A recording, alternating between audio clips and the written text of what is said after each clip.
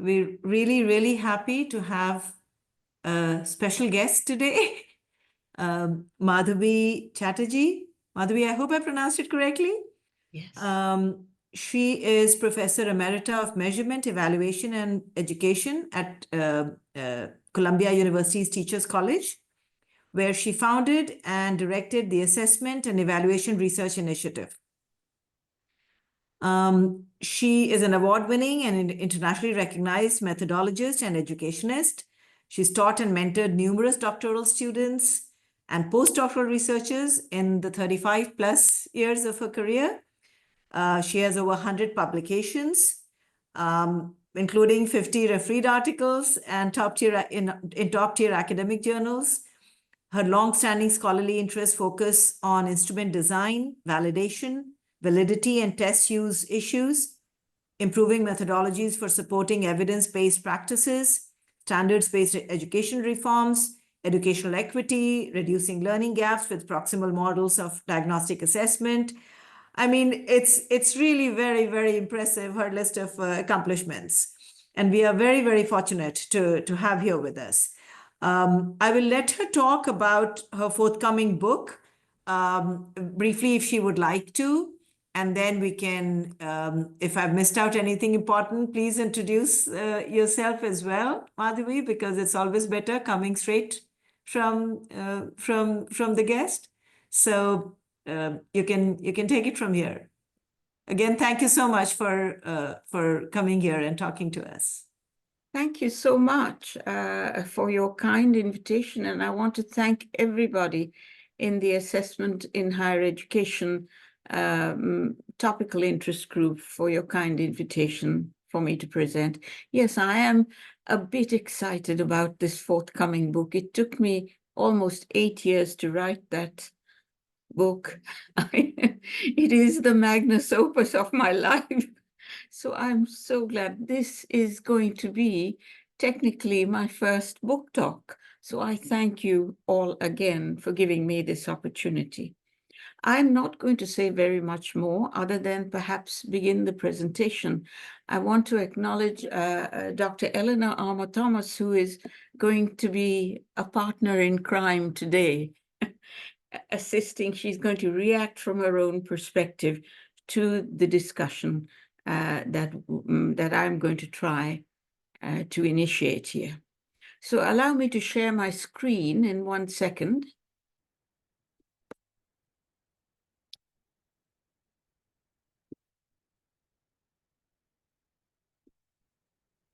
And let me start the slide presentation.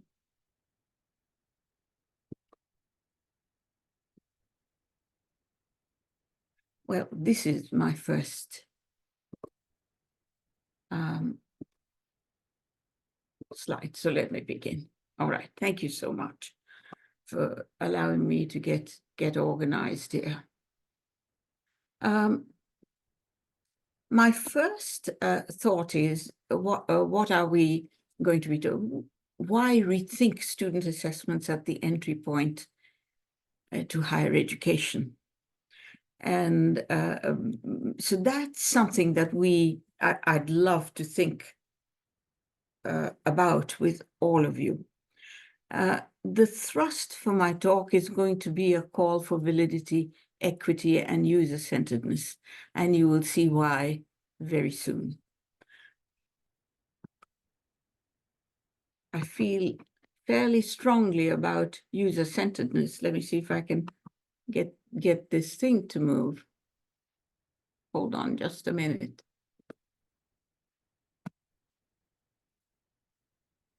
It should, right?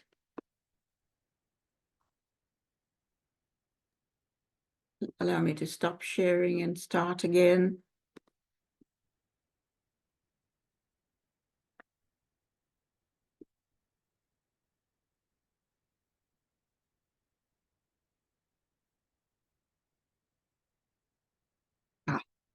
All right, so sorry about that glitch, and I'm glad we got over that. My focus today is on student assessments used at the point of entry into higher education, because these are usually high-stakes decisions. a lot is riding on the test results. Admission into specific programs, of course, either at the undergraduate level or at the graduate level. Often, in addition, we know that decisions on scholarships, awards, perhaps opportunities for further education, all of that hinge on these assessment results, if you will. But throughout, we've had some persistent issues, not just with current assessments, but with various forms of assessments that have been used at this point of entry. Of course, the elephant in the room would be standardized test scores, and we're going to talk about that first. But today I thought we will take a broader perspective and review institutional cases.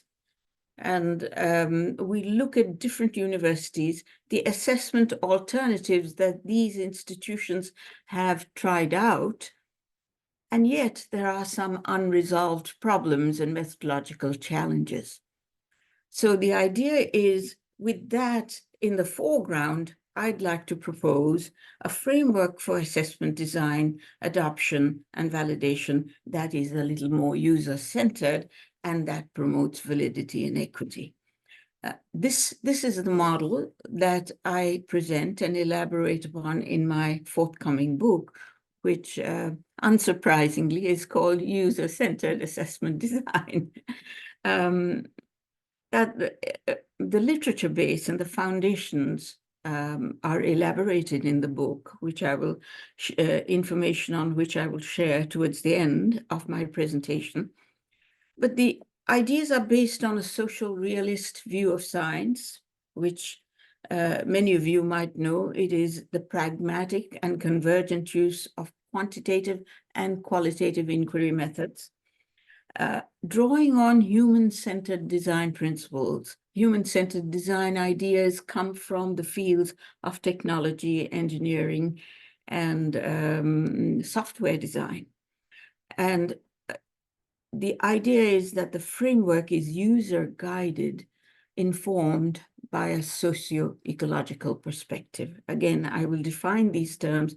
Socio-ecological perspective is a little twist on the typical focus we see on socio-demographic backgrounds of whether the population of test takers or the decision makers or the institutional stakeholders.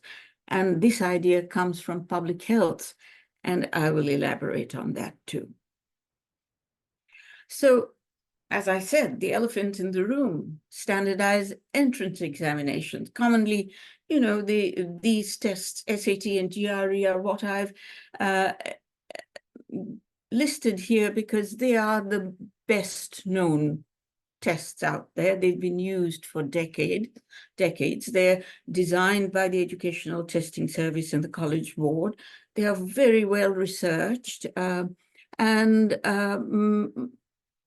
widely used in multiple institutions. But lately, there has been some controversy surrounding them. What are some documented issues? Well, in most research studies, and there's a vast body of research on this, the test scores show modest to low levels of predictive validity. What does that mean? Usually it's by themselves, when taken alone, it's in the range of 0.3 to 0.4. That's the correlation coefficient. Now, the variance in the outcome measures, desired outcome measures after the students enter, whether it's the undergraduate degree programs or graduate degree programs, that correlation translates to about 9 to 16% of the variance in those desired outcome measures down the road once they're already admitted. So that doesn't, inspire a great deal of confidence, but does that mean that the tests are no good? No, they have some positives and some negatives. This is one of them. Another thing that we have seen over the years, because there's a vast amount of research on this, is that there are persistent performance gaps that have been documented between specific racial and ethnic groups, right? Sometimes, and this is also true with socioeconomically different groups. That's why we see positive correlations with SES, socioeconomic status. And sometimes the SAT, the media have called it, does SAT really stand for student affluence test? Because there is this direct correlation with commonly used measures of SES. Cut scores for admissions when these tests are used are set too high, and the norms are inappropriate for increasingly diverse applicant groups. You might have encountered these issues, right? We have applicants' demographics shifting as higher education becomes a globalized enterprise, and the cut scores may or may not work anymore, or they might be too stringent. Then the other thing is this issue of what may be called predictive bias. The test scores tend to under-predict for females, favoring males instead. Now, all of these kind of combined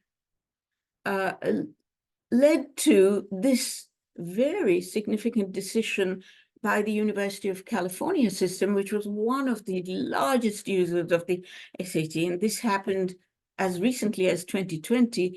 They conducted a very thorough institutional study with huge data sets, and based on a formal internal review, and I will give the citation soon, amid some controversy, they decided to abandon use of the SAT.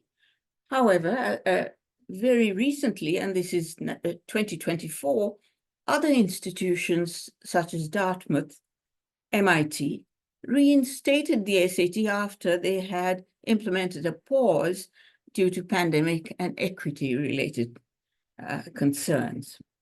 So what's going on? Let's look at some data. So here's the data, and this is the source. If you look at the bottom, if anyone's interested in this information and the reports that I will cite, I will be happy. Please email me and I'll send you the references in a list attached to my abstract.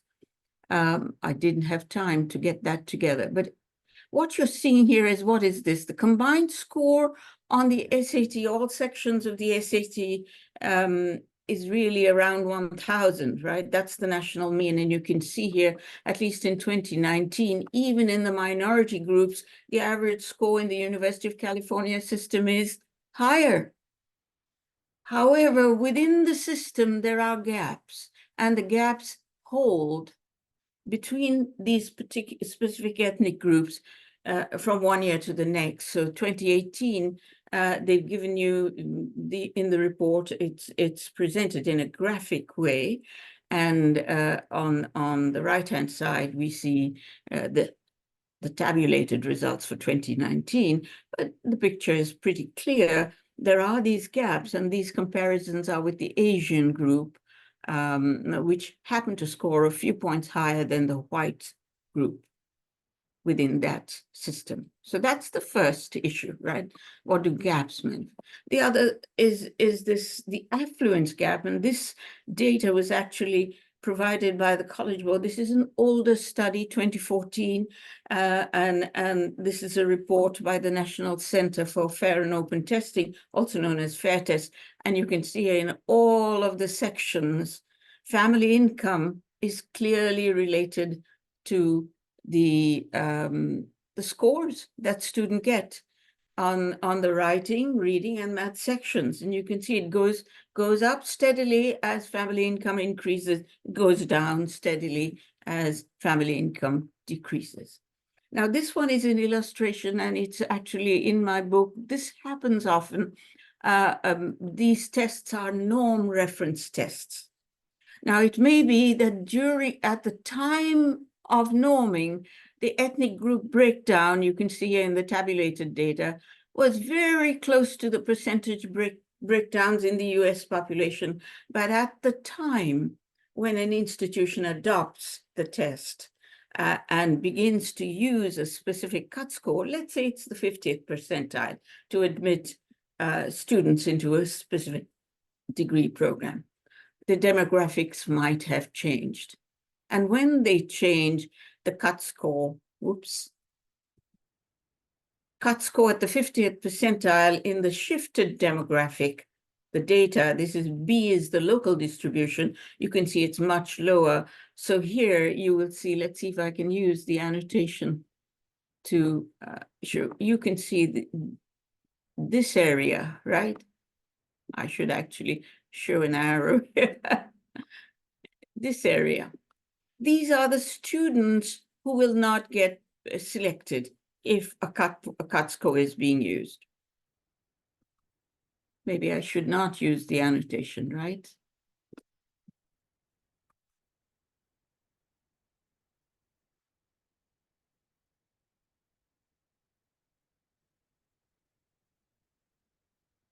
Now, I can't seem to move my slide. Okay, so now let me just get rid of that ugly picture.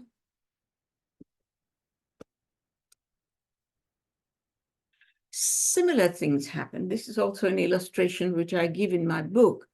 The assumption is that the predictive validity levels, that is, the correlation between the predictor measure, which is usually the SAT or the GRE, the adopted standard, and the criterion measure, which is usually a performance measure taken at in the degree program after the first year, second year, or third year. The correlation is not the same when you break down the population. The combined group might show a certain slope. You know, the slope indicates the prediction line.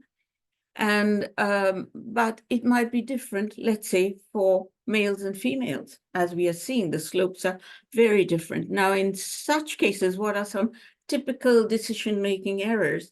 Well, if the only predictive validity data that are available in the hands of decision makers in higher education, is the predictive validity for the combined group, the decisions will, on using the cut score, will tend to over predict for males. That means here, all these boys between the score of 70 and 90 who would have never made the cut on the actual prediction line for boys, actually make the cut using the combined predictive validity coefficient. And the reverse happens with the girls. The girls, all these girls who were getting, or women, females, getting scores from 50 to 70 on the predictor would have actually made the cut on the criterion measure. However, they are not selected because the decision makers rely on the combined group's predictive validity. These are the common kinds of things that happen. Now, I'm having some trouble here moving my slides along whenever I turn on my annotation. Okay, so yet then, what are some arguments? You might ask, do we throw them out altogether? What are some arguments for retaining standardized tests? First, institutional studies, for example, the one conducted in Dartmouth, caused the president to say that standardized test scores are an important predictor of success for the Dartmouth curriculum, regardless of family income or background. And the decision to reinstate the test was based on an internal research study. So like the University of California, many universities are doing their own research studies because they have a giant database that they could actually draw on. Now, there's this perception that other entrance data, particularly at the undergraduate level, those data and those indicators are flawed. Now, here is an opinion. This is from a blog by Frederick Hess, who writes for the American Enterprise Institute, which is, right-wing. So bear in mind that this is an opinion, but it's not.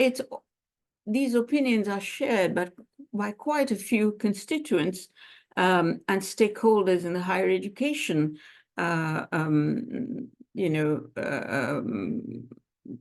population, if you will, in the environment. Rampant high school grade inflation, suspect practices, I guess he's referring to cheating, and flagrant abuse of letters and essays by those who know how the game works. So he's talking about if there are people gaming the system by getting help in writing letters or getting help in writing essays, the SAT and ACT, the test scores provide a much needed reality check. Now, the test developers and those who are committed to adopting the tests often argue that the tests actually help democratize the whole selection process. How do they say that? They said, well, because the tests are standardized, they provide a common comparative platform. That's because they use norm referencing to measure academic readiness levels in a fair manner, regardless of the high schools that the applicants come from, the regions they come from, their backgrounds, and so on and so forth.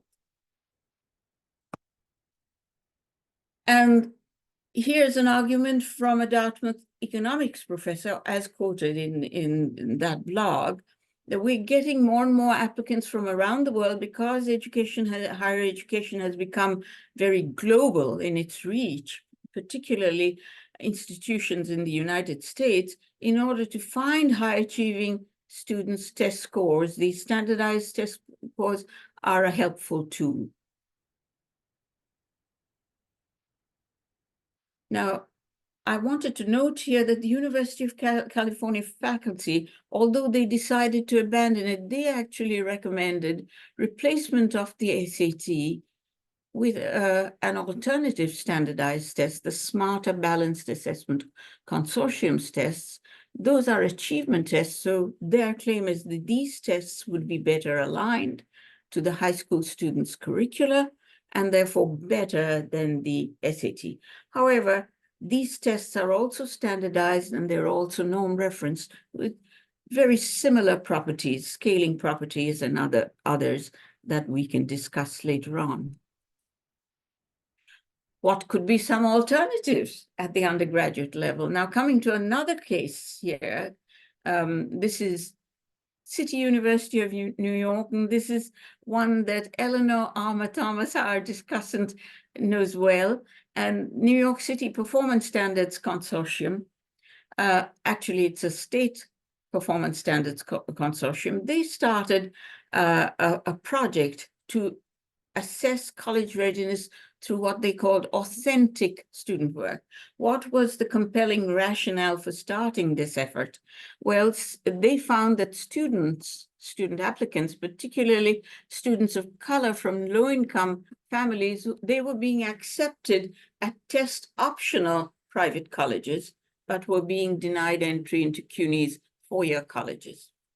So now, what do they include in the authentic performance assessments? They actually require the students to take the Regents exam, which is, considered a very good exam, has high standards in English, externally reviewed projects and papers. But here's the most important addition or innovation, if you will, performance-based assessment tasks, which are scored and externally validated. These are practitioner developed. That means teachers develop these assessments. And the claim is that they are more student focused. So in the language of human-centered design, these assessments would be considered more user-centered. If we say that teachers and student applicants are the primary users of the information from the assessments. Plus, although the documentation of the data and the evidence is, is still, I imagine, being pulled together, the claim is that diverse students who began high school with more marginal academic records, they not only enter, they graduate, and they persist in college and are able to sustain their grade point averages.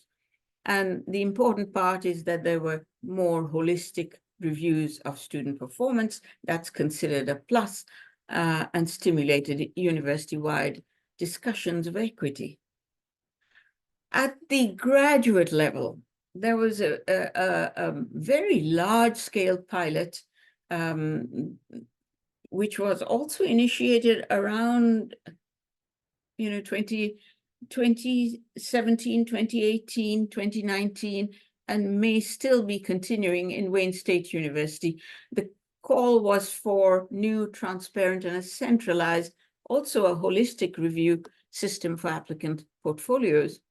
The rationale was similar. There was a disproportionate reliance on standardized entrance test scores. Often, faculty within particular graduate degree programs used the standardized test scores as the first screening cut, leaving other students behind. As a result, one of the consequences was an underrepresentation of talented but diverse minority groups within those particular graduate programs. So the idea that pushed them towards this pilot program was to find a balanced portfolio of evidence on what the potential of the applicants might be. And they actually quote ETS, the makers of the GRE, and ETS has declared that the GRE is one measure and to use multiple measures because it does not measure all the attributes and qualities that may come into play for predicting student success in graduate schools. Now, this particular portfolio project used, your typical products and work samples, if you will, personal statement, transcripts, letters of recommendation, writing sample. And there were positive aspects and benefits. One, it was very systematically designed, very thoroughly, conducted, multiple degree programs involved. There was a lot of design work that went behind this, creating scoring rubrics to evaluate the portfolios. There were evaluation plans, what we would call validation plans of the assessments, including examinations of reliability and questions to investigate the consequences of the admissions decisions on students. So here's an example of a rubric. You can see here what using one product, the personal statement, in the applicant portfolios, they were making inferences on 2 or 3 attributes, if you will. You can see here writing language mechanics.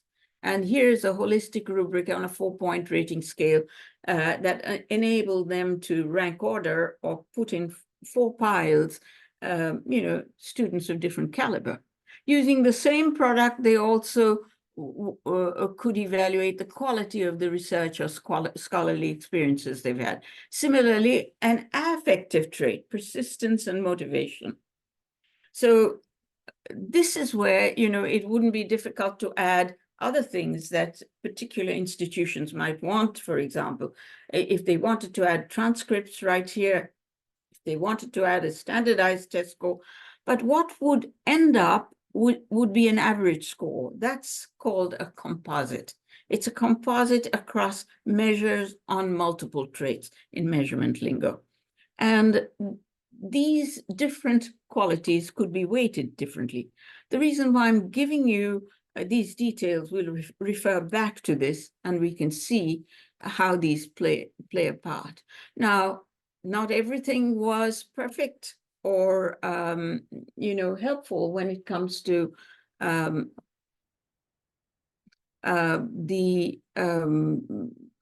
performance or portfolio-based assessment. So to succeed, these authors have documented, the choice of the portfolio or performance assessment must align with several things. And these are ecological factors and social factors within the institutions. So including the institution's mission, their strategic plan, stakeholder values, as well as whether or not they have the long-term commitment to sustain such a program, not just the leaders, faculty and students. You need the resources to be able to do it and to scale it up. So, but the concerns were mostly raised by faculty participants. Now, these are graduate degree programs. I saw there was one on cancer biology, for example, highly specialized PhD programs, you know. Now, within each of these programs, this general portfolio was considered a soft assessment, and students admitted might be less qualified or underqualified. They found in trying to implement it that, oh, well, there was resistance to change. We were doing fine. We were admitting great people. Why are you making us change? In highly specialized field, they believed scoring rubrics don't help at all. Faculty judgments are better. And of course, the fact that they are not utilitarian, new portfolios are laborious, too time consuming, and then can we really standardize ratings across candidates when we're trying to measure different qualities and different experiences? And here's where most of the issue would lie, despite there being initial plans, particularly in the Wayne State study. There's very limited data available on validity, reliability, and utility. The evaluations of the assessment programs and individual assessments were kind of hit or miss. They were incomplete. So in sum, there were lots of lessons learned. You see, the centralized assessment design is good, but the local control is necessary, and stakeholder communications and buy-in. You know, that's where the issue was. Otherwise, it was difficult to take to scale. So much for that. Now, now that we've seen what the pros and cons might be across the board, 3 different models, what could there be a framework where we could change things for the better, keeping in mind validity, equity, and user-centeredness? So I'm going to offer to you a user-centered process model for assessment design, adoption, and validation, and you can tell me whether it's going to be helpful in the end. The primary users are key to the user-centered assessment design based on the literature. The literature on user-centered design would distinguish among primary, secondary, and tertiary users. In evaluation lingo, we would call them stakeholders at large, right? They all have a vested interest in the results of the assessment. However, the primary users are the ones that are directly and immediately impacted by the results. They stand to benefit or suffer the consequences of bad decisions. Benefit if good decisions are made with the assessment results, suffer consequences. You know, so you can think of primary users as students, of course, but also the faculty, also the institution, the programs that, you know, the context, the user context matters. So the social ecologies, institutional missions, strategic plans, and the values of the user context. The literature on user-centered design focuses on the psychology of the users. What is the psychology of the prime? What are their motivations? What are their needs? What do they value? That's an important aspect. This model will look at what are we trying to measure? What are the attributes and constructs? Whom are we trying to assess? And why? What are the populations? When we think in terms of why, we think of 2 things: the inferences we want to draw from the assessment results, whether it's a weighted composite score or the individual rating or a standardized test score, what is the inference that we want to make on the individual student's academic potential to succeed from that test score? That's the issue of inferences. Is it meaningful with regard to the construct that we tried to measure, which is usually called aptitude in psychology, but it's academic potential to succeed, let us say. Yeah. Uses are the actions, the decisions we take. It's a little different because you see the actions can be, are we awarding a scholarship? Are we admitting the student? Are we admitting the student and awarding a scholarship to some versus others? Are we doing other things? Are we providing other opportunities? You see, so here the actions are high stakes versus low stakes. When is an action a high stakes action? When there is a lot riding and the decisions are usually irreversible and the consequences are long lasting.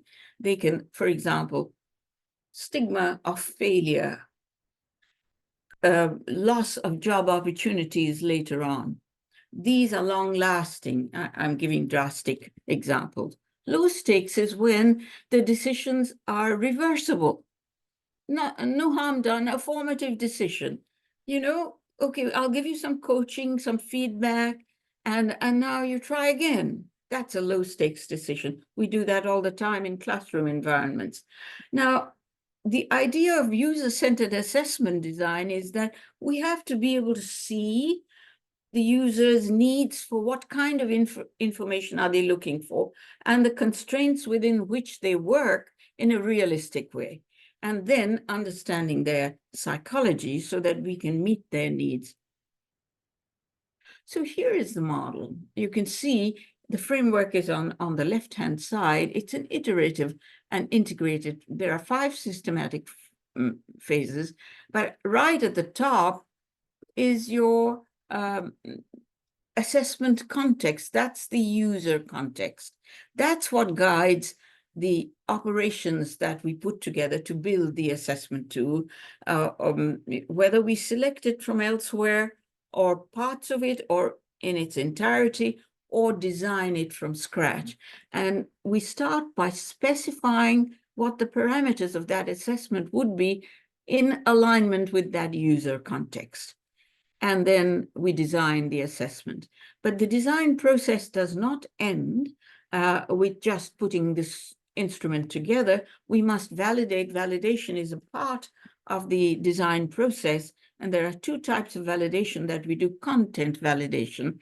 That means if we are saying that the instrument is measuring academic potential, what's the literature on the indicators of academic potential, and have we covered what the literature and the knowledge base is on that? That's the content of the, let's say we saw the rubric on the portfolio at Wayne State University or wherever. We want to be able to see that that covers the content and the knowledge base that is defensible. Empirical validation is sort of like you're, looking at achievement gaps, looking at predictive validity, looking at the long-term benefits, consequences. And once we have the essential data together to meet the primary user's needs, we then say, yes, is the evidence on validity, reliability, and utility defensible? Will the measures function well in the assessment user context that we specified? If we say yes, great, let's go. If not, we iterate, we check and we iterate. The model is generalizable in that you can measure any multidisciplinary construct with it. You can, any type of assessment method, standardized test or non-standardized, formal or informal, performance assessment or a survey, all of it is works. Now, you've already figured out who the primary users would be. Now, this is usually decided upon through close consultation with the stakeholders. Primary users typically at the entry point in higher education are the test takers, of course, the faculty and decision makers, sometimes also the family of the test takers, and then maybe the institutional heads, because they will all be directly affected by actions taken with the assessment results, positive or negative, right?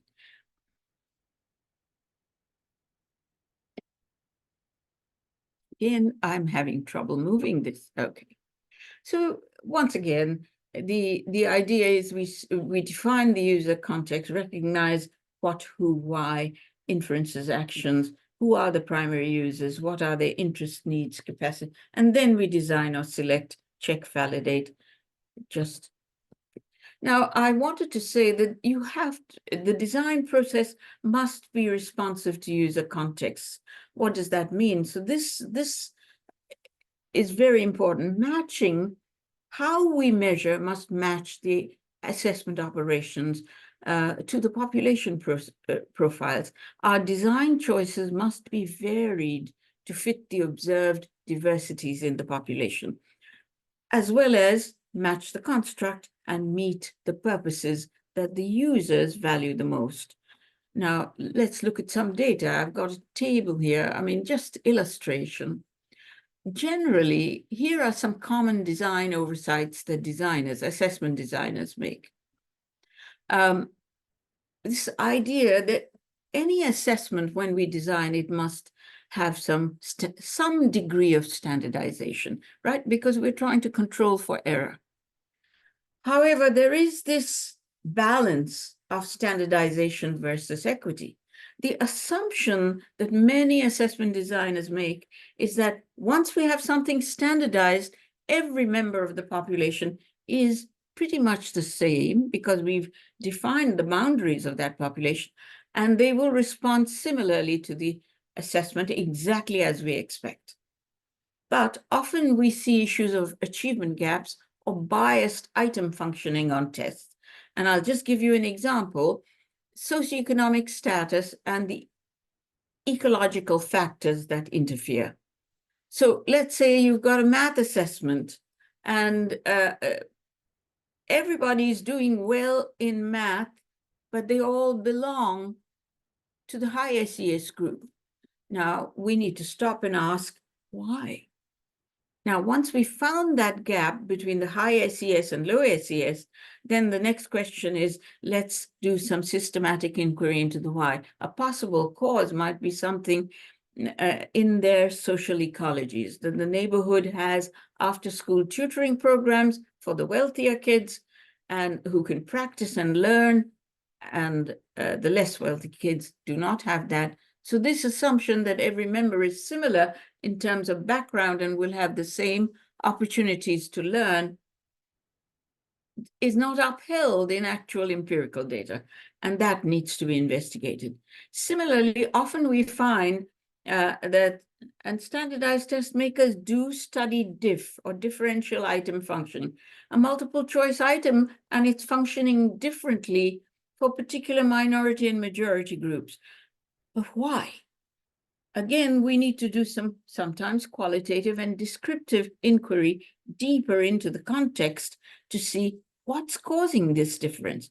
Well, it could be that if the difference is between Hispanic and non-Hispanic, that's the example, that the Hispanic students are recently naturalized and they are not really fluent in academic English. So when the test items are presented in academic English, they are missing, they're not understanding the instructions, and they're missing the items. So here is the reason why we want to be able to focus on the whom to assess and match how it will be assessed to that population profile. That means acknowledging and embracing the diversity levels in the population, knowing who is the minority group, who is the majority group, and that differences in their sociological settings are not in our control. So we can't standardize that. And so we have to vary the assessment designs specifications to fit those natural and observed variabilities. That's what user responsive standardization of assessments would mean. That means we'd have to do some homework, right? Now, the other aspect of this model, the user-centered model, is that validation design doesn't end with just putting together the instrument. We've got to test it out and make sure that the measures, the test scores, and the example we just looked at was that multi-attribute performance portfolio rubric. Are the average scores functioning as intended by primary users? We have to check it and look at the evidence with reference to the user background. Now, that means actually undertaking research studies. So, for example, we can say, well, if the scores from the portfolio, and we'll just take a weighted composite score from a portfolio-based assessment. All right, do the scores correlate with college GPA or at the undergraduate level or graduate in years 1 and 2? That's what we would call predictability. But how about adding a second question? Do the scores predict equitably in all user-valued subgroups? If we do so, then we are getting the predictability data, but in all the subgroups that the users value, the local users. Similarly, we should be asking questions about reliability or consistency. I mean, is there inter-judge reliability? I mean, like in the Olympics diving contests, if only the US divers get the highest scores, we know that the US judge is giving the highest scores because there is a bit of a halo effect there. So human variance, subjectivity is just natural. So we have to examine things like issues like inter-rater reliability. Dr. Chatterji, Yes. hi, excellent work, and this is really, really exciting. Just wanted to do a quick time check with you. We're at about 10 minutes left for the session and would like to allow space for any questions for Oh you. my gosh, I've taken too long, haven't I? Let me just get to this is my conclusion. Okay, so I'm just going to talk about my conclusion is assessment design is complex, but is situation specific. Let's think about the users. Users tend to multipurpose a given test or assessment, and that's the user psychology. The foundation literature is in my book, and I have looked at AERA, APA, and CME standards, of course, throughout, as well as AEA guidelines for utility, user responsiveness, cultural responsiveness, and so forth, and for ethical practices. That's my book, guys. Thank you very much. I'm so sorry. I wish you had told me about the time earlier. I wish you had cut me off. I would have stopped. I'm going to yield my time. Thank you for the really insightful conversation. We really appreciate it. Does anyone have any questions?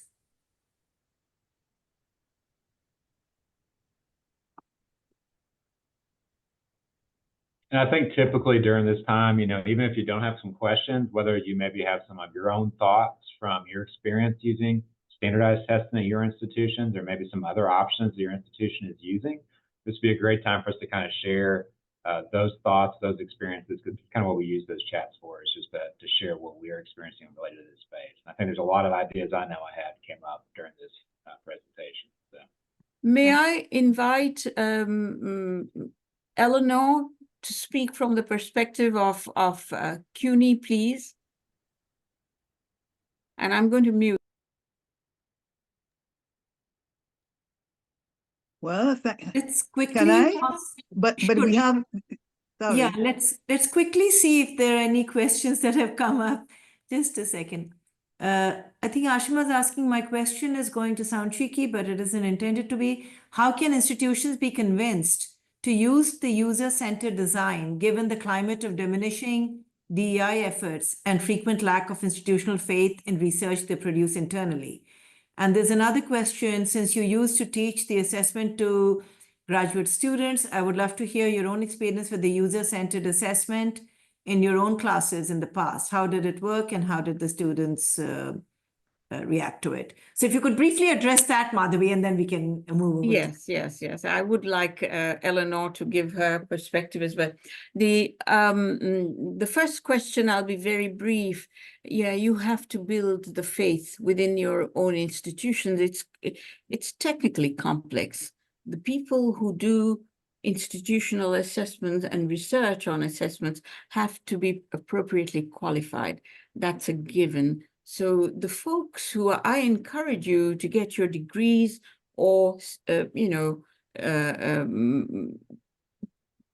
any training through workshops, through conferences like AEA and NCME and others, where you can build that capacity within your institution and gain the trust of your institutional leaders and other stakeholders within your institution. And the last question was about, sorry, I missed the second question. Since I used to teach, my book has multiple grant-funded projects, mostly in the health as well as K-12, not in higher education, that I have described as case studies throughout my book. And you'll see the implementation and the publications that we have produced through those works. If you refer to the book can be available in e-form and you need not buy the whole thing. I think they might release it chapter by chapter if you're so interested. I hope that helps. Thank you. And so sorry, Elena, I didn't mean to cut you off. We are very, very fortunate to have you here and we would love to hear you. So without much ado. Yes, thank you. And I'll say very little because we are running out of time, unfortunately. But thank you very much, Madhabi, for such a insightful discussion about the pros and cons of standardized tests, and yet the very, very promising features of your model. And I'm so looking forward to reading the book because I think you touch on something very, very important in terms of the common oversights that your book has attended to very, very thoroughly, which is the comparability. You can't compare students as if they are from the same background.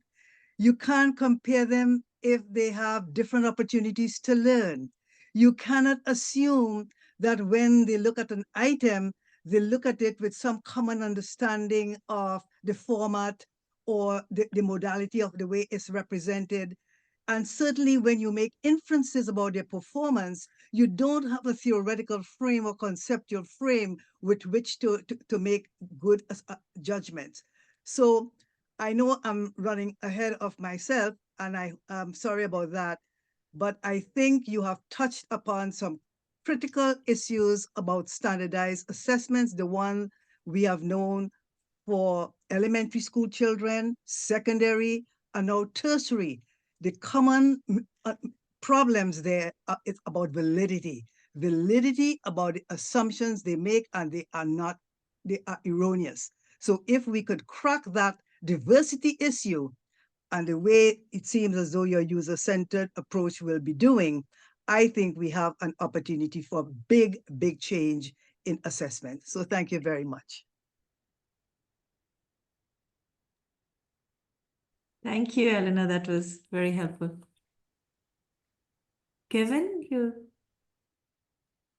Well, thank you. Thank you, everybody, for attending this chat. This was very interesting. Madhabi, I really enjoyed your presentation and some of the challenges of this model that you presented. I think there's a lot of application.